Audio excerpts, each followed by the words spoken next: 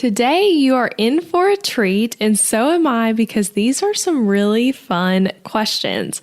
I've collected questions from you guys that you've sent in on Instagram and emails, and some from an audience survey I actually did at the beginning of the year. So some of these are kind of old questions and questions from literally everywhere. And for this particular episode, I've selected the questions that are specific to things relating to starting a business. Things like, what are the first things you should do for your brand when you start a business? How do I know what to focus on when I have multiple business ideas? Book recommendations when you're a new business owner. What are the tools that you have to use to start out? That kind of stuff and so much more. And I have the question list here and then very few notes. And I'm just going to teach you in like mini episode style for each question on these topics all around starting a business. And I'll come out with more episodes like this that are the Ask Me Anything stuff on other topics. But this one is all about starting a business. So enjoy. Hey guys, it's Elizabeth McCravey, and you're listening to the Breakthrough Brand Podcast. Each week, I'll bring you workshop-style trainings that teach you how to stand out online, design success from the inside out, and create a breakthrough business. It's time to turn viewers into raving fans and design the business and life of your dreams. I'm so excited you're here.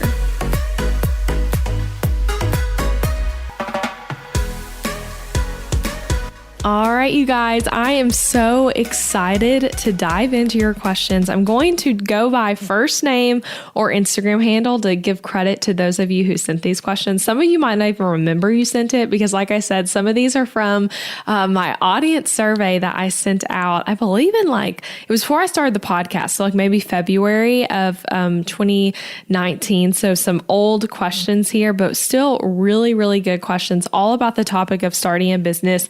And before we roll into this, I just want to say, if you enjoy this episode, if you're listening and you get something out of it, would you mind one of two things or both things? Mark this as 5 stars on Apple Podcasts if that's where you're listening, or share this with a friend, or share it on Instagram or Facebook, or text it to someone who you think it would be helpful to. I know we all know people who are thinking about starting a business, and I'm hoping some of the stuff I talk about here will be helpful to them. So if this resonates with you, let me know. Also, let me know if you want to hear more episodes that are this Ask Me Anything style. I actually had almost 4 pages of questions, and I kind of sorted them all, again, stuff you guys have sent me. And originally I was going to just do a all random topic stuff. And then I thought, okay, I'm actually going to divide these up and pick what I think are the best questions about starting a business, and then do an episode on all the different topics. Okay, so we're going to dive into this. So the first question comes from 2 ladies. They both asked really similar questions that go together. So Mary Miller and Kristen Dawn Smith, you guys asked, how did you know how to price your services when you were first starting out? And did you ever have doubts in what you priced in the beginning? So kind of a 2-parter here. So first of all, yes to having doubts. When you're brand new, you're likely just playing a total guessing game on pricing. Oftentimes, the instinct people have is to just go look at your competitors and just base it off of what it seems like the industry standards are for whatever it is you do. And then doing that is your only method, can leave you feeling drained by the whole process of I don't know what to price. I'm just copying my competitors, which is not where you want to be. So first, let me talk about how to know how to price. First tip would be, do not ask in Facebook groups. I see it all the time of, how much should I charge for X, Y, and Z? How much would you pay for a wedding photography or whatever? Those kind of questions in the business owner Facebook groups. And the people in those groups do not have the answer for you. That's not the place to look to figure out what to price. So don't have that be your method, because you're just going to get a ton of different answers. You're going to get people telling you to do the quote unquote charge what you're worth, and all of that kind of stuff. And it's not a good place to be. So don't ask there.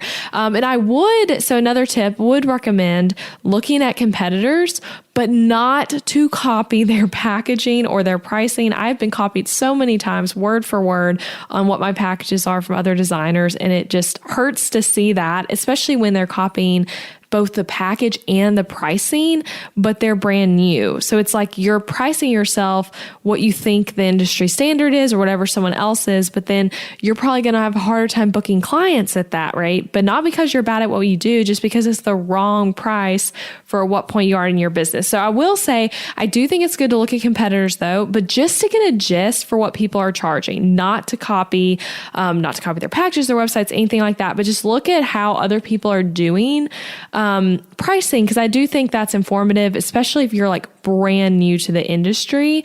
And I have a whole episode about displaying pricing on your website to help you decide if you should list set prices, do a range, or make people contact you for pricing. And that is episode 13 of the podcast. So if you want to dive into this more, that is a great episode. And I have an episode about why you shouldn't charge what you're worth, like that whole mentality. And that's episode 8. So that's another good one to reference. So anyway, I think when you're brand new though, in most cases, it's best for you to do a range on your website versus having a custom price for the package. And instead, since you're brand new, figure out what people expect to pay and what they're even wanting from you in terms of a package and all of that kind of stuff. And it's helpful because eventually you'll know what you like to offer in a package and what people generally need and don't need. And then also how long it takes you to do it, what other costs are involved and all of that kind of stuff. But if you don't know all that info at first, it can be hard. And then instead being flexible with your pricing and focusing on more like customized packages will help you get a hang of how long things take you and how much extra money is on top of it, and figuring out like what your hourly rate is going to be for project-based stuff. So that's what I recommend starting out, is just doing custom pricing and having packages on there, but then listening on the phone on discovery calls and figuring out, okay, what does this person actually need? Oh, they need this. I want to try providing that. Or, just making it super, super custom, and then charge that based on what the customer needs from you. And then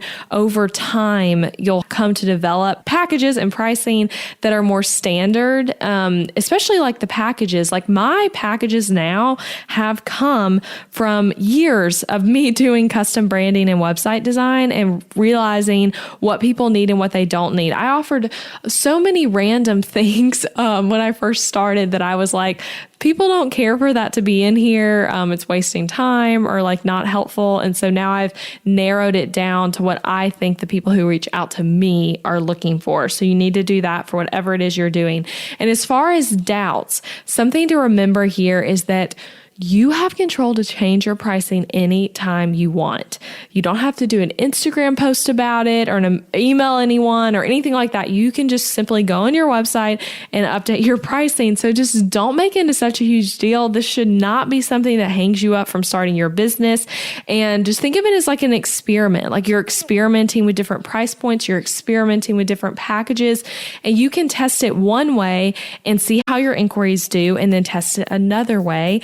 And I feel like I should throw in a little caveat here, but obviously,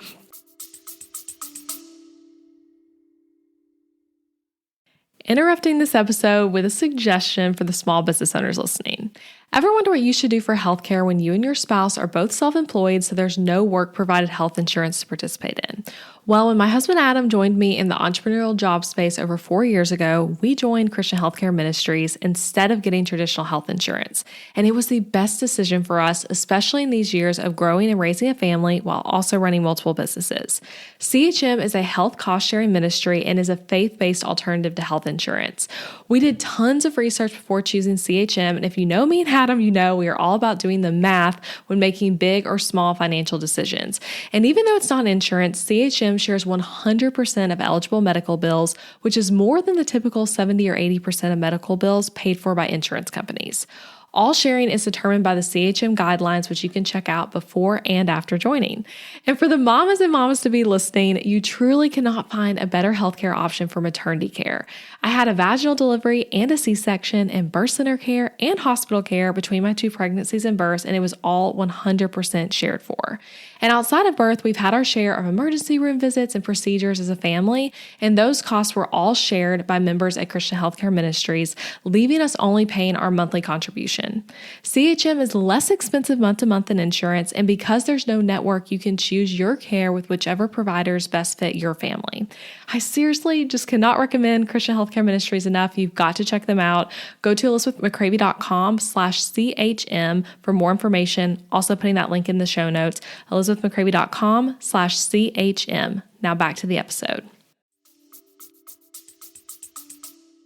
If you've sent someone a proposal at a certain rate and now on your website you increase it by $1,000, you'll want to honor whatever rate you told them if it's like within the window of their proposal being active and all of that kind of stuff. So I'm not saying like get someone hooked and then change the price or anything like that, but just more so like you can change it as you want and be flexible with it.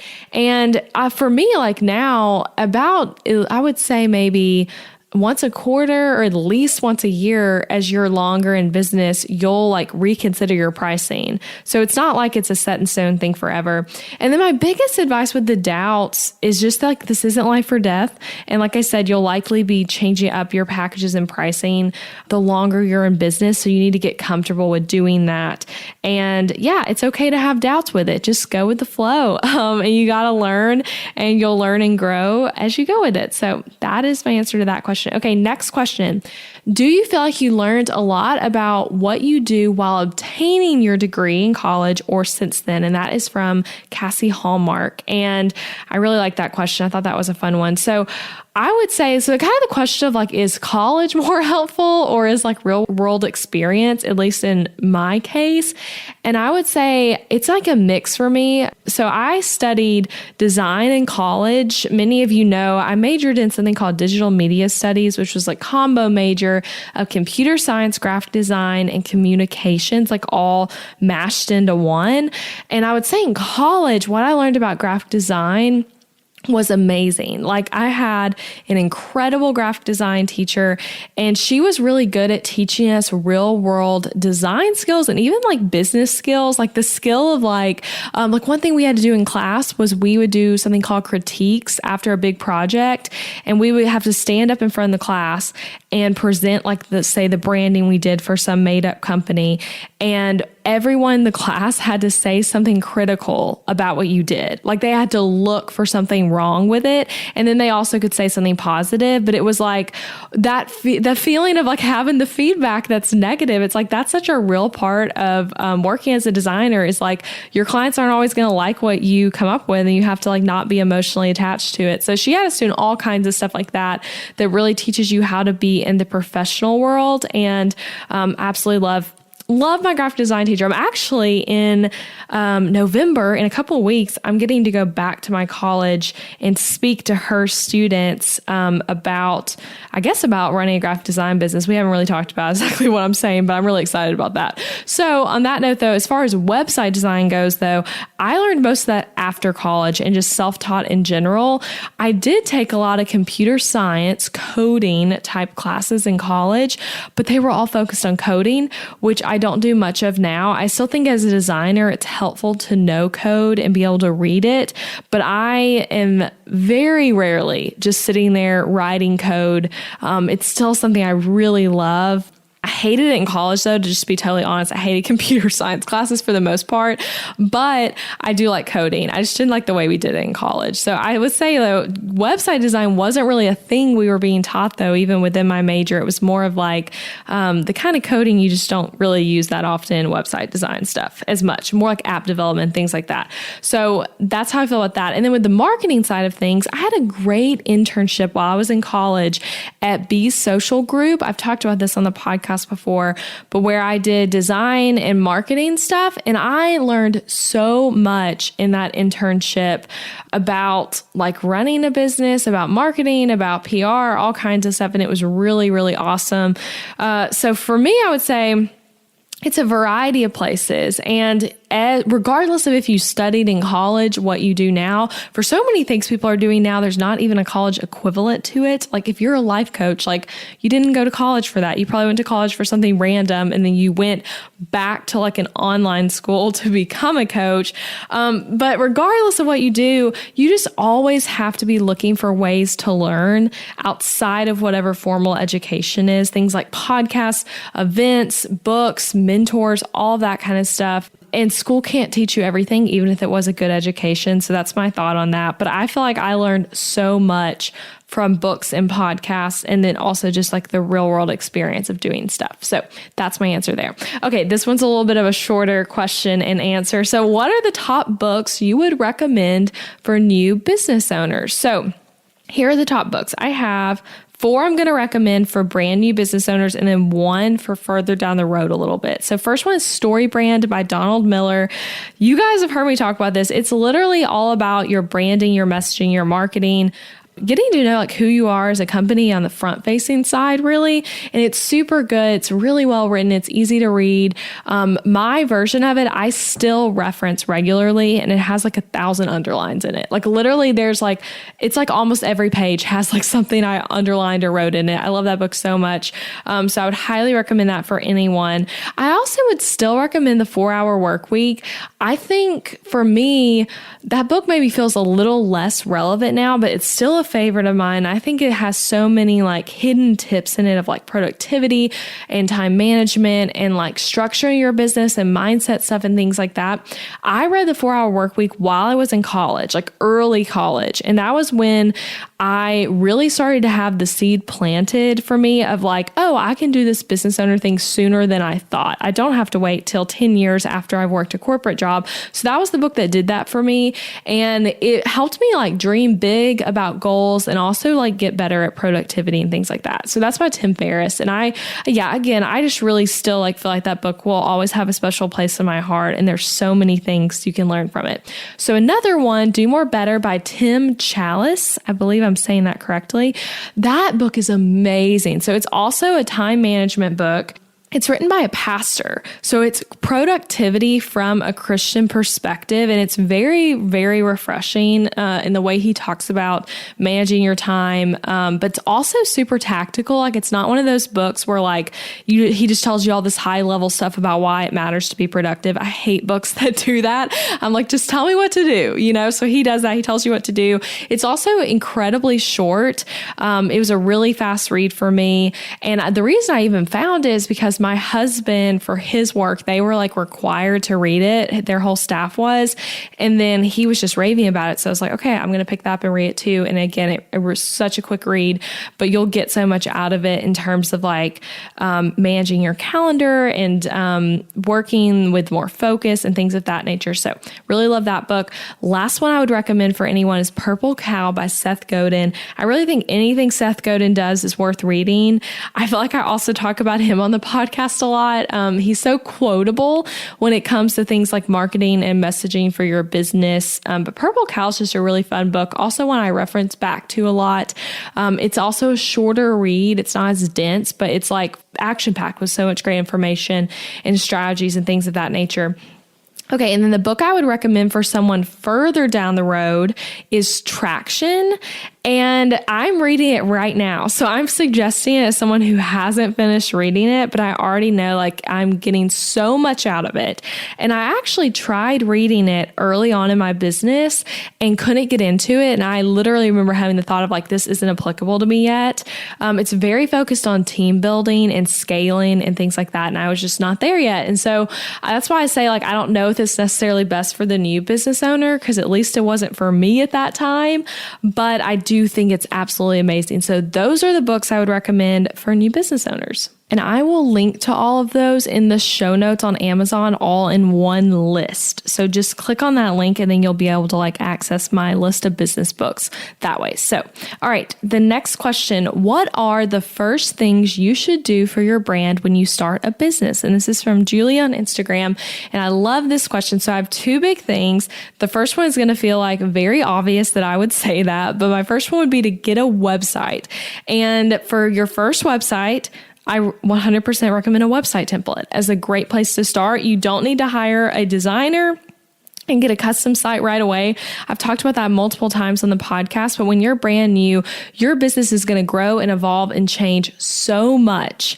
Unless you've been doing this like forever and now you're transitioning into like the actual owning a business space, but you've done it in a corporate position or something, that's maybe a little different. But in most cases, you're new to the industry. I think your website should be a template, not custom design. You'll save a lot of money and you can have a website that you understand how to edit and that can grow with you as your business grows. So you need a website though as a way to point people to learn about you and about your services and things like that. Don't try to do your business just from Instagram or just from Facebook. You need a website. And the second thing that kind of goes along that same note would be to figure out what your one main offer will be and really learn how to talk about it and listen to customers and potential customers and what they need from you. But like to have one main offer, you can have more offers. I know when you're brand new, it's hard to narrow it down to just one thing, but figure out like what is the one thing you want to mostly be doing. So like, for example, if you're a photographer, your one thing could be weddings, but maybe you're also doing family and newborn and all of that kind of stuff too. But like, long term, the weddings are what you want to be in. Like you need to know that. And then you need to know like who is your ideal client? Who is it for specifically? Why do they want it? What are their actual needs and pain points as it relates to your offer? You don't need to sell a bunch of different things. I know starting out, it can be hard to narrow your niche down, but even if you have a lot of different offers, they still need to be like related to the same general audience. That's another story though. But yeah, I think you need to know what your offer is going to be and who it's for. And you need to have one main product starting out or service or whatever that you're pushing people to, and that's the thing that you want to be known for. You can't really stand out in your industry if you're trying to be known for 1,000 different things. You need to be known as the person who does this thing, even if you're talented at other things as well. Okay, next question. What is the thing that surprised you the most when you started your business? And that's from the Smart Carpenter on Instagram. Okay, so this is another good question. It was hard for me to think of an answer to this. I actually did think about this one beforehand.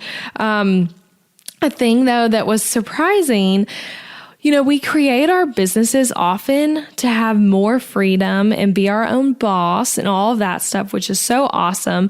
But I think for me, what surprised me and what I needed so much help with early on was the transition from full-time employee to nannying and side hustling with all kinds of jobs to then being full-time in my business. It's like I had really 3 different stages of like career. I had like I'm an employee with kind of freelancing a little bit. I always freelance some at my first job, but then I went like no employee status. Instead, I was doing a lot of odd jobs and trying to start my business. And then I went to full-time in my business. And all of those states required different time management skills, which was hard for me to adjust to early on and led me to wasting lots of time. So let me explain that. So when I first started side hustling after quitting my 8 to 5 job, I was nannying basically full-time between multiple families while also taking on a lot of design work. And because of all the nannying work, I had less time to work on my business because I really was like a full-time nanny basically. And I also was teaching yoga. So I was like house sitting, dog sitting. I did all kinds of things, but had 3 families I was consistently working with. So with the time I did have, I had to be pretty good at working intentionally and getting things done fast. So like to give you an idea of what my schedule was like then, I had a nannying job from 6 to 8:30 in the morning. I got there when the mom had to leave for work, and then I would wake the kids up and do their breakfast, school lunches, and then take them to school. And then I had a little bit of a gap, and then 3 days a week or 4 days, I guess it depended, I had another child I took care of, and I would usually go over to his house around like 10 or 11 a.m. and then I would be with him till maybe like 2 p.m.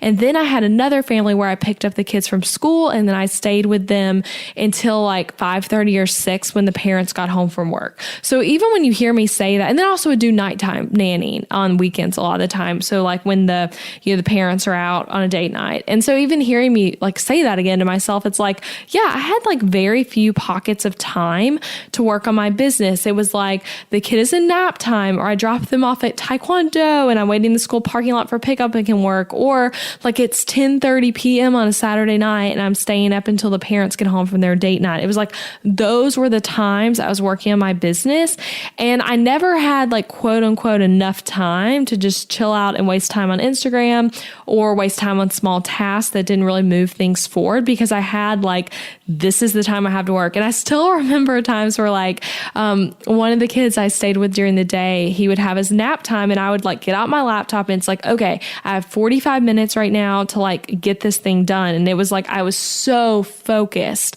during that time because I knew it was like not going to be there the whole day. And those of you who are parents, I'm sure you feel this all the time, but I have not experienced that yet. So nannying was kind of that for me. So from that period though, like picturing that life, when I transitioned away from nannying and teaching yoga, I had so much time, like when I went full time in my business. And what I was used to doing, like I said, was just squeezing stuff in when I could.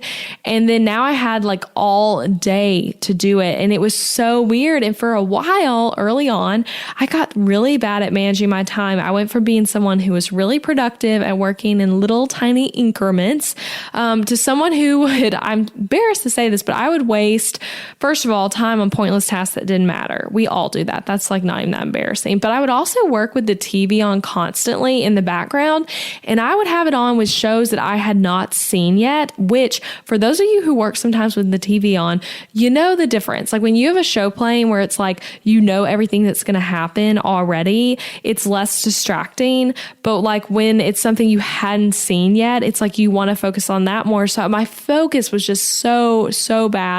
I also would scroll on Instagram and Facebook constantly. And I would do really bad management with running errands. Like I would run like one errand a day. It was like I wasn't used to working from home yet. So it's like, oh, I need to go to the post office. Oh, I need to go to Kroger. And it's like then all of a sudden every day I've gone and run like a 1.5 hour long errand and just wasting a lot of time. So I was really bad at time management. But then I got out of it eventually. I feel like I would say now I am good at time management again. And I can kind of get into that mindset of like, okay, I'm going to work right now and I'm going to stop at this time and I have this much time to do the thing I'm working on. And so my advice though would be, if you're in that stage of transition where you're, kind of moving from full-time employee or side hustling to like having your business full time, it can be weird, and watch for this trap to happen in your own life. That whole idea that really applies here is the idea of what got you here won't get you there. That was so true for me. Like what got me to the place of being able to go full time in my business, which was a lot of hard work. I had to change things up and do something different and change and adapt my style for what my schedule looked like to get to the next level of existing full time in my business and using my time well. So I'd made the mistake of getting rid of urgency from side hustling. And I wish I would have kept that same level of focus when I went full time. So that, to answer your question, that's a little bit of a longer answer, but that was something that surprised me when I started my business, is just how hard the transition can be and how weird of a trap it can be to be unfocused in a different way than you might expect. Okay. Next question. What is the one software you recommend a new business owner invest in if they're only going to do one to start out? So if you only have like one software to do. So if you consider a website a software piece, I would say to get a website. I use Showit as my website host, and I would recommend a Showit template. And then you would need a subscription to Showit and a domain name. And I sell Showit templates if you would like to look at those. I'll link to that in the show notes. But that's all you need to get rolling there. But if we're talking about actual software tools to like run your business with that are not related to like essentials like a website, I would say you need Dubsado, and it's the perfect place to start. And it actually was where I started. That was the first business tool I actually invested in. I used some random free stuff early on, I think, but that was the first tool like that I got when my business was super new. And I had all these like strange struggles early on in my business with scheduling client projects, receiving money, everything, because nothing I did was systematized, yeah, or automated well. And it was just not pretty. Again, I was just telling you about how I was really unproductive. I also had no systems for anything.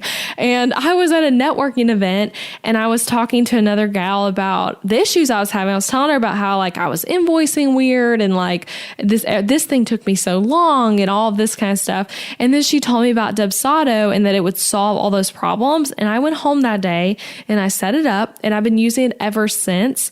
And I recommend Dubsado first for really two reasons. One, it will save you time. It literally is like having an assistant, like that's helping you in your business, which is huge, even early on. And then two, it's harder to get good at systems, getting them set up the longer you wait. So I think sometimes people with something like Dubsado could feel like, oh, I don't need that yet. I can wait till I'm farther along. But like the farther along you are in your business, the harder it is to set up systems or change systems and things like that. So I think it's better to start when you don't have many clients, like to do like a whole client project with one client in Dubsado rather than wasting time doing it the hard way.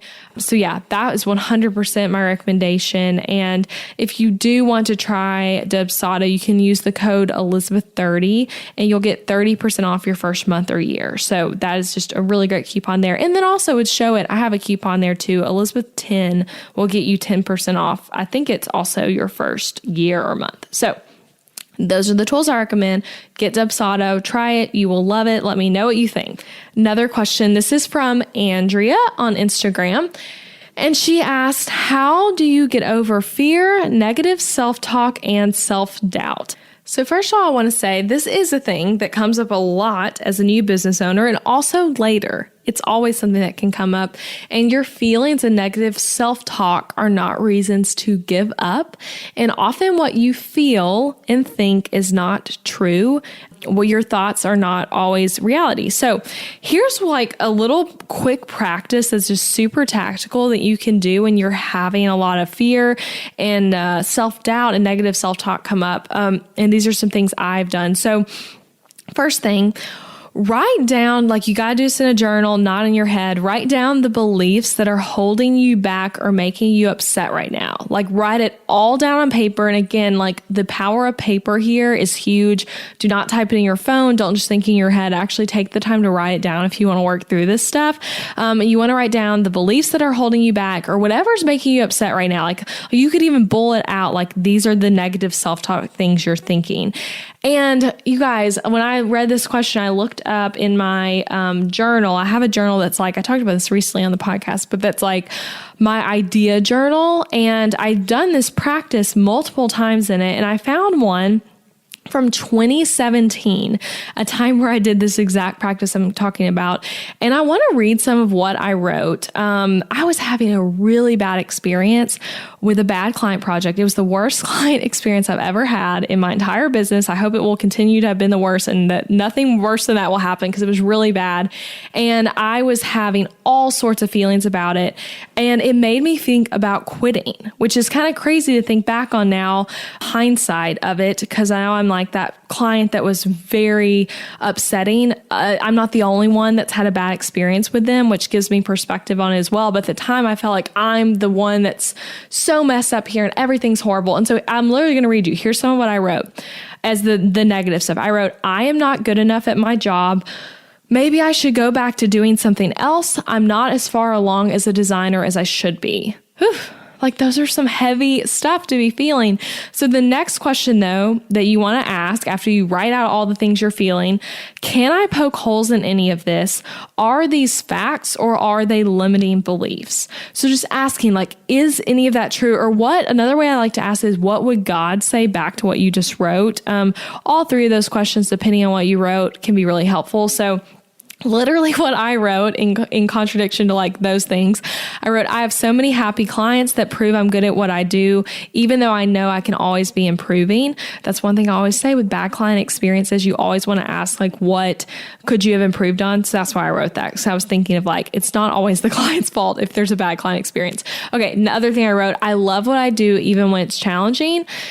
Another thing, I'm right where God wants me to be, and I can choose to stop comparing myself to others.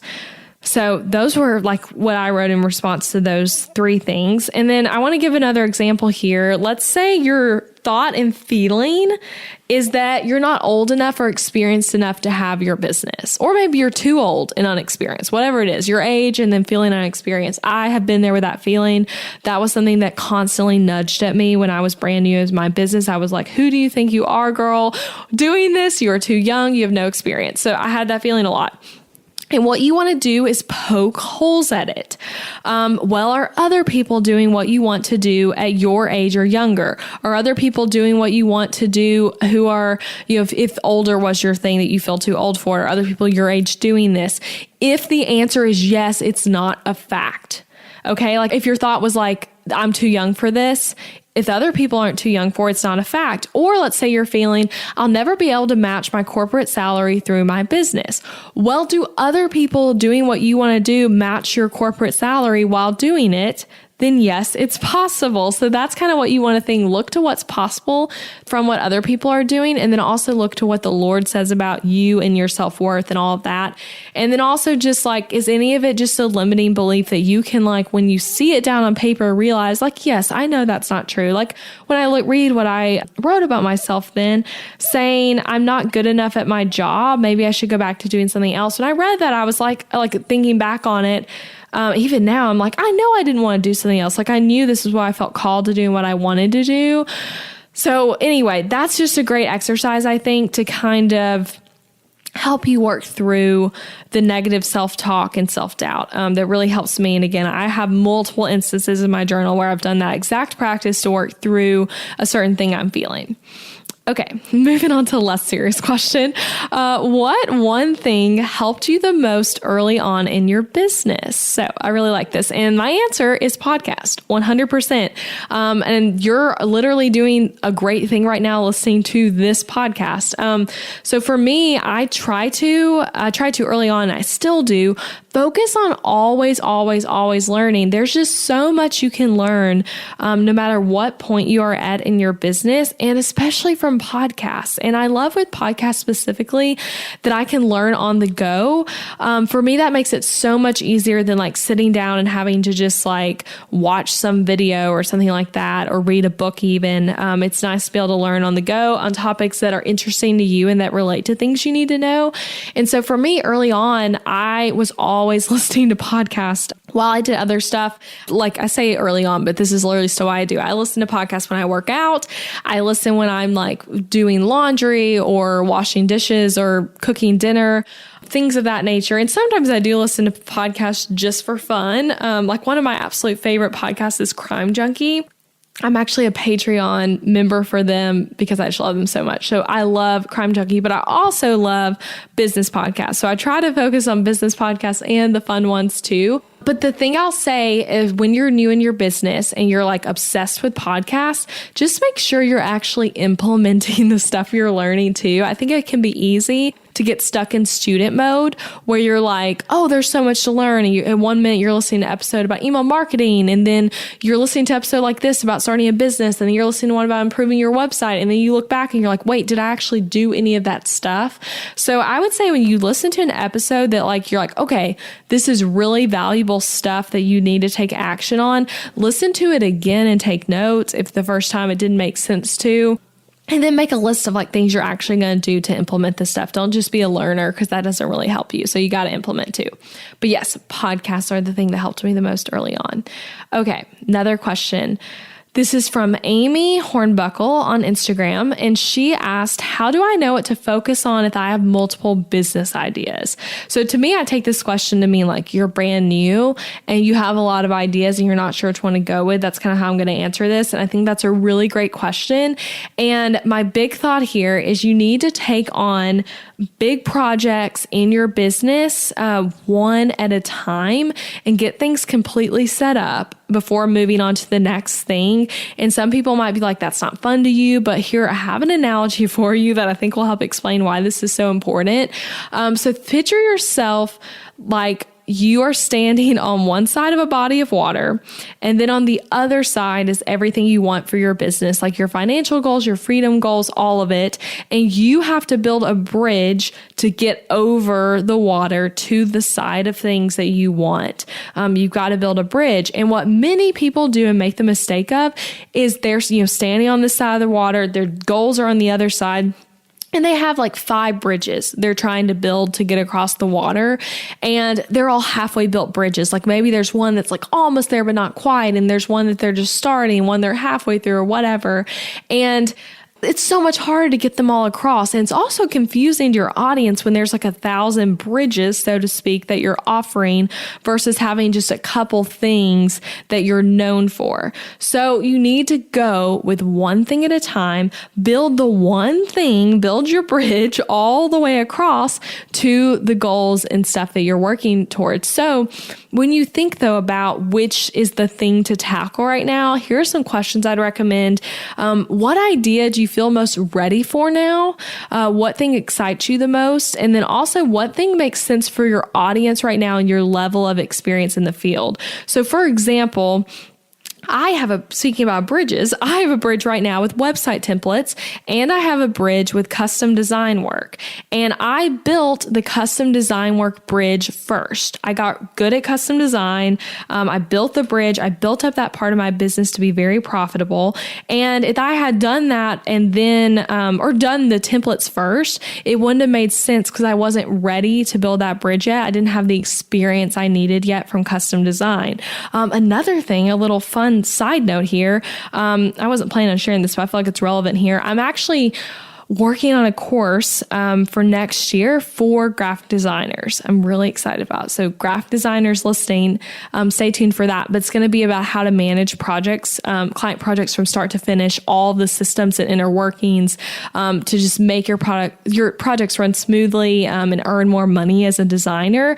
And I'm really excited about that course. But you guys, if I had built that bridge first, it wouldn't have made sense. I wasn't experienced enough. I didn't have the experience I do now to teach graphic designers how to start their business and scale it and all that kind of stuff. So you got to go one thing at a time.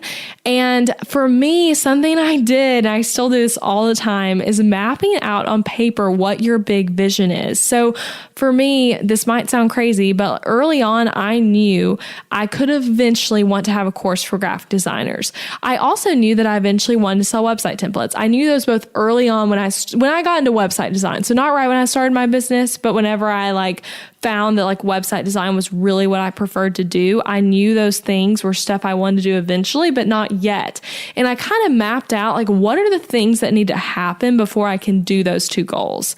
And so for the website templates, it was there were a lot of things that needed to happen before I did that, to build up the skill and credibility and the marketing strategy stuff to be able to sell something like that. So you can kind of map out on paper what your ideas are and what makes sense to go first and later and all that kind of stuff. And later there might be some idea you wrote down that you decide you don't want to do, which also has happened to me. But yeah, that's kind of my little idea with the bridge analogy. And for those of you listening, if you're a graphic designer and that excites you, send me a message on Instagram because I'd love to know your thoughts on the course idea. Okay, and if that's something you'd want to do. All right, so I'm going to do 2 more questions. First one, I really like this one, a little lighthearted one. What are your favorite office tools and favorite digital tools? What are you using on a daily basis to run your business? So kind of thinking through this. So first start with office tools. I have almost no office tools. When I read that question, I was like, wait, I actually don't really have office tools. I have my podcasting mic, which you can find on my Amazon shop. And as well as the other stuff I actually have in my office that's from Amazon. I have an Amazon page. If you go to elizabethmccravy.com/Amazon, you can look at office stuff there. But I actually keep my desk pretty bare. I always keep a notepad with me to take notes while working. I really love my iPad and Apple Pencil, which I just got recently, but they've already been game changers in the way I do my business. But I don't have much actual office tools. I guess that's the nature of running a computer-based business, but I really just have my computer. And that's what I work from, in my phone, obviously. As far as digital tools, though, I do have 4 I want to share that I think are really huge for me. Okay, so the first one, Toggl, that's Toggl. So this is a way you track your time, so you know how much you're working and how much you're working on certain projects. So kind of going back to even like one of the first questions I answered, I think it was the first actually, but about pricing yourself.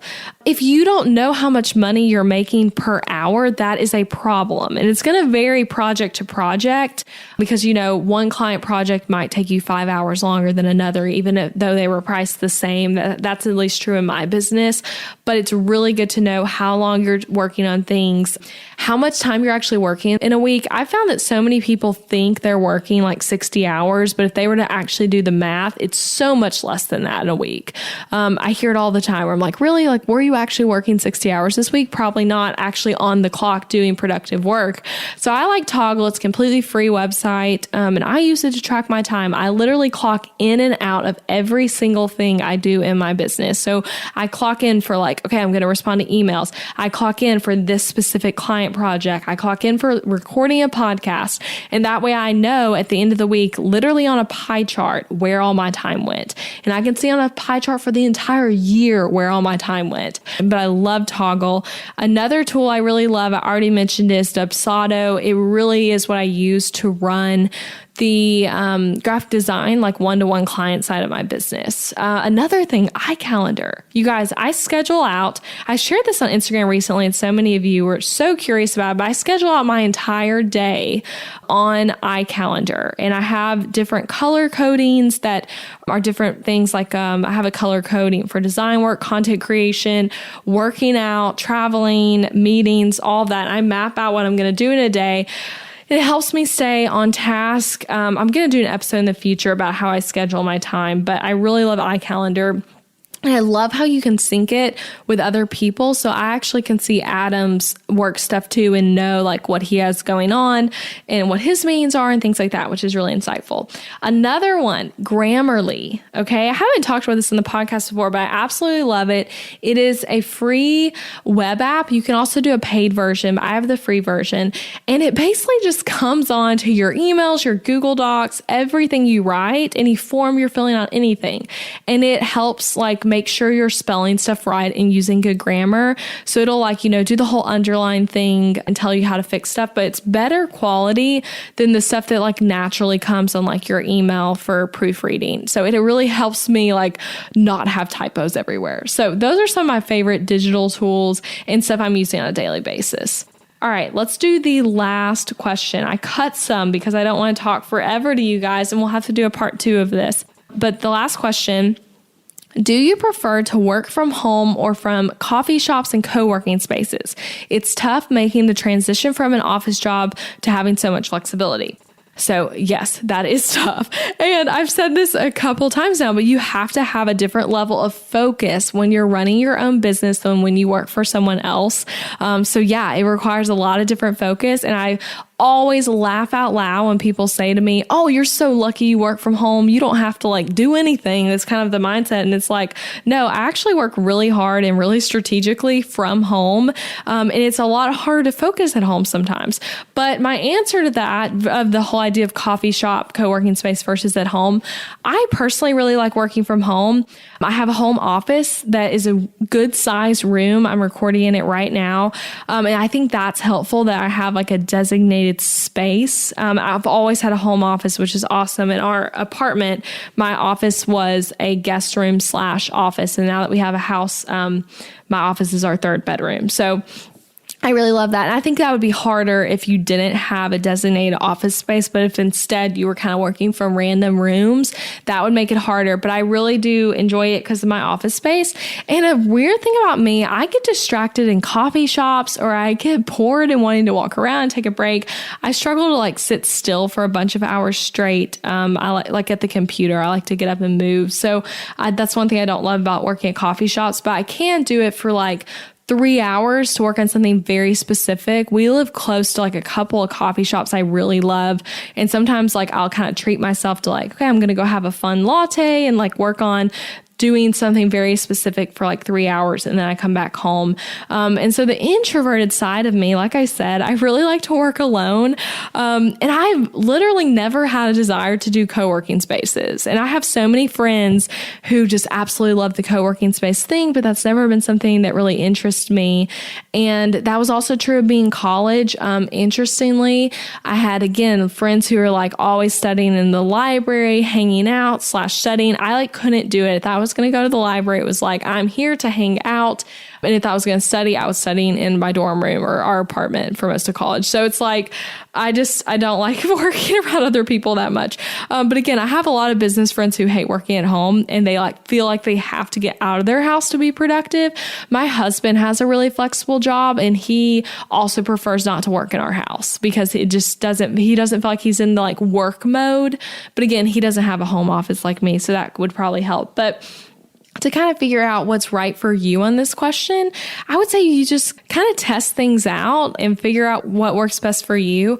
I think if you feel like doing a co-working space / also working from home, that can be a great balance of doing like one a couple days a week and then working from home some days, or just going to a coffee shop every now and then.